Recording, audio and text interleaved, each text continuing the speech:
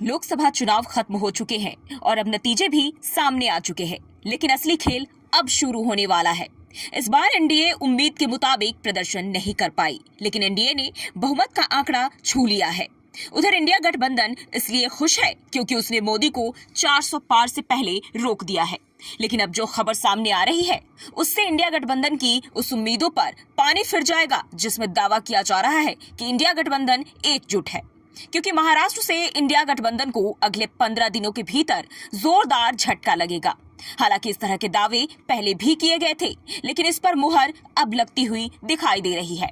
अमरावती से सांसद रही नवनीत राणा के पति रवि राणा ने पहले दावा किया था उद्धव ठाकरे एक बार फिर पीएम मोदी के साथ आएंगे।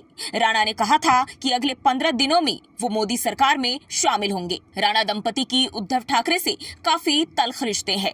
राणा के दावे पर महाराष्ट्र की सियासत गर्माती हुई दिखाई दे रही है। हालांकि अब राणा की बात सही साबित होती दिख रही है।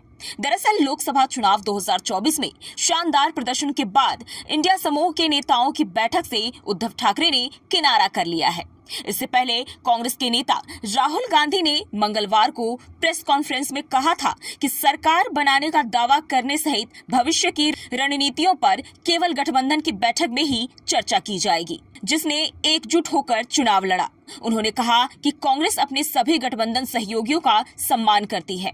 राहुल गांधी ने वायनाड और रायबरेली दोनों संसदीय सीटों पर काफी बड़े अंतर से जीत हासिल की है।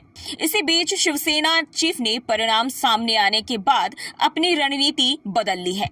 वो इंडिया गठबंधन की बैठक में शामिल नहीं हो रहे हैं। गौरतलब है कि इंडिया गठबंधन में शामिल शिवसेना के 9 सांसद हैं। वहीं एकनाथ शिंदे की शिवसेना के 7 सांसद जीतकर संसद पहुंचने वाले हैं।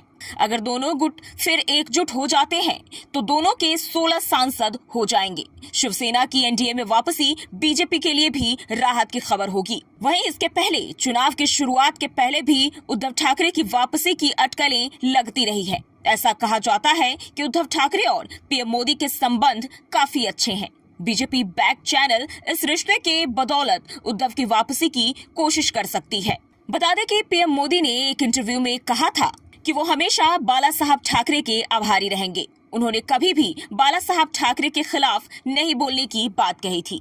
यही नहीं, पीएम मोदी ने ये भी कहा था कि अगर उद्धव ठाकरे किसी परेशानी में होंगे तो मदद करने वालों में वह सबसे पहले होंगे। बहरहाल, अगर उद्धव ठाकरे फिर से एनडीए में शामिल होते हैं तो ये इंडिया गठबंधन की उस उम्मीदों पर पानी फिरने जैसा होगा जिसमें दावा किया जा रहा है कि उन्होंने बीजेपी को हरा दिया है।